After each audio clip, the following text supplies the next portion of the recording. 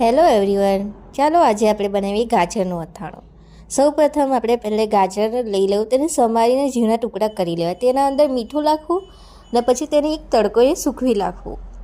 પછી આપણે તેલ લઈશું, તેલના અંદર રાઈ ફોડી નાખશું. પછી આપણે તેના અંદર નાખશું આ ગજાનનનો અચાર મસાલોને આપણે તેલના અંદર બરાબર મિક્સ કરી લેવું.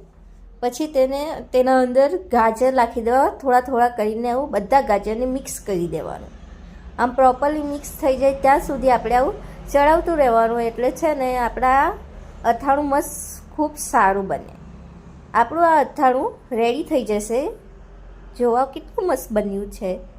મેં તો આ અથાણાને દેશી ચોખાના રોટલા સાથે ખાધું.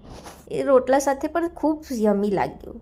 તમે પણ ટ્રાય કરો બનાવીને, ને સારું લાગે તો લાઈક કરો, શેર કરો, કમેન્ટ કરો, સબસ્ક્રાઈબ કરો.